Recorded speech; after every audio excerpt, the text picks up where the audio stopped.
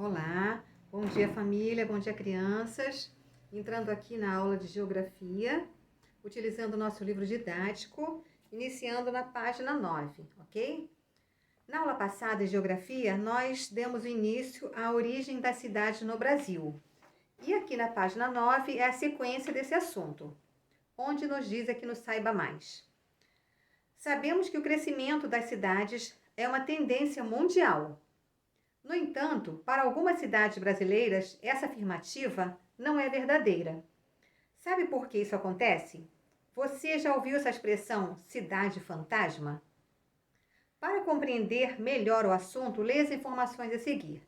Então vamos acompanhar comigo o texto para a gente poder entender que cidades fantasmas são essas que ele está falando aqui, ok? Página 9, vamos lá.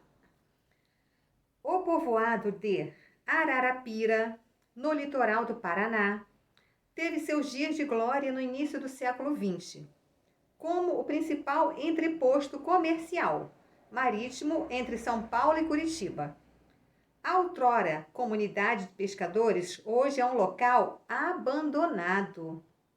Entreposto comercial é a cidade localizada na rota comercial entre dois ou mais polos de interesse econômico, como vocês estão observando aí na imagem no livro de vocês. Ararapira é uma das 8 cidades fantasmas listadas pelo professor Nestor Razende em seu livro Povoações Abandonadas no Brasil. Além de buscar a história, por trás desse abandono, o arquiteto e o urbanista tenta entender o que leva ao abandono de uma cidade. Não é uma regra universal, mas muitas cidades fantasmas são um subproduto da própria urbanização.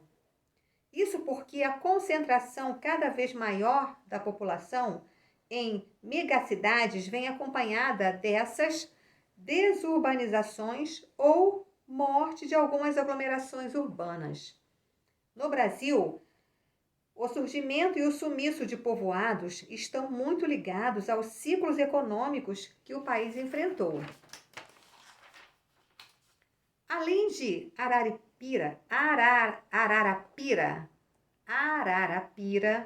o livro traz as histórias de Biribiri, Airão Velho, Desemboque, Bom Jesus do Tocantins, Cococi, Fordilândia e Ouro Fino. São locais que representam uma diversidade de motivos pelos quais uma cidade some. A queda da atividade econômica é o motivo mais comum, ou seja, a cidade, o município, o estado, o país precisa da economia estar funcionando bem para que as pessoas possam ter local de trabalhar e poder ali ter o seu dinheiro para ela poder conseguir ter a sua sobrevivência nas atividades básicas, ou seja, para a sua alimentação, para pagar o aluguel, para pagar a água, para pagar a luz. E não tendo atividade econômica no local, é difícil que a cidade venha a prosperar. É isso? Bom, nesse texto aqui tem as informações contidas para que vocês possam responder as questões 1, 2, 3, 4 e 5 da página 10, ok? E continuando aqui na página 11. Você conhece o centro histórico do lugar onde você mora? Bom, aqui é o centro histórico de uma cidade, é a sua área mais antiga, que se tornou, com o passar do tempo, o centro da cidade moderna e que normalmente coincide com o núcleo de origem do povoado. A foto mostra o centro histórico de Tiradentes, em Minas Gerais. Aqui no estado do Rio de Janeiro, nós temos em Paraty, né? Paraty é uma cidade, é um centro histórico do nosso país, ali em Paraty. Você já foi em Paraty? Então, é um centro histórico, ok? Bom, o potencial econômico das cidades. Em geral, as cidades apresentam múltiplas funcionalidades. Em algumas, o potencial para determinada atividade econômica tem maior destaque, por isso é comum as pessoas falarem coisas como: essa cidade tem uma forte vocação para o turismo ou para a atividade industrial. A função de uma cidade está relacionada a fatores como localização, disponibilidade de recursos naturais, histórico de ocupação, aspectos culturais, entre outros.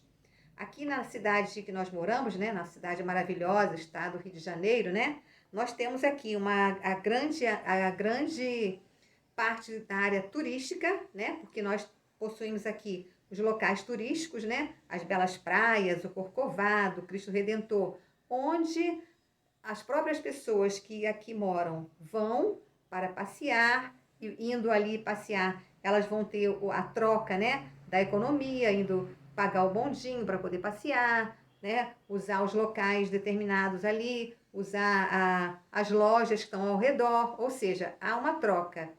Assim como outros locais em nosso país, mas aqui dentro da cidade do Rio de Janeiro, assim, uma área grande da parte turística e também em polo industrial.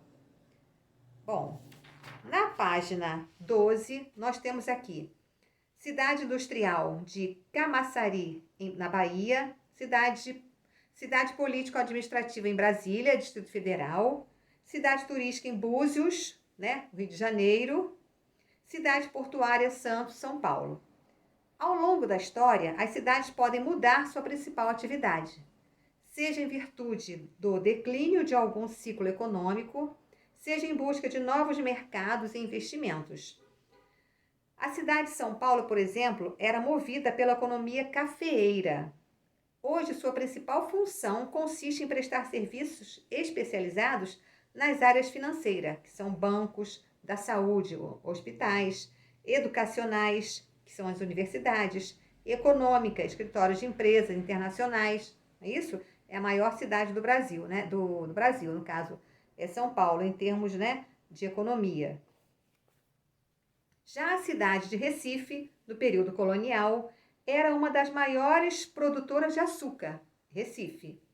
Atualmente, em Recife, sua função turística ao desenvolvimento e à instalação de parques tecnológicos, a exemplo do Porto Digital, que além de promover o avanço econômico, tem o objetivo de revitalizar o centro histórico.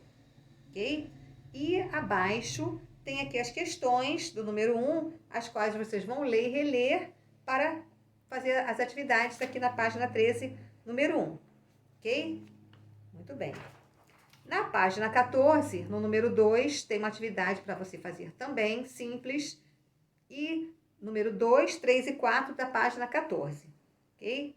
E na página 15 só mostra para a gente aqui o planejamento de como foi essa sequência. Então, vocês farão as páginas, voltando aqui, vocês farão as páginas 10, ok? 10, 13 e 14. 10, 13 e 14, ok? Assuntos relacionados a esse tema aqui, sobre as cidades, ok? O crescimento das cidades, ok? No próximo vídeo eu estou vindo aqui com as correções, combinado? Então tá bom.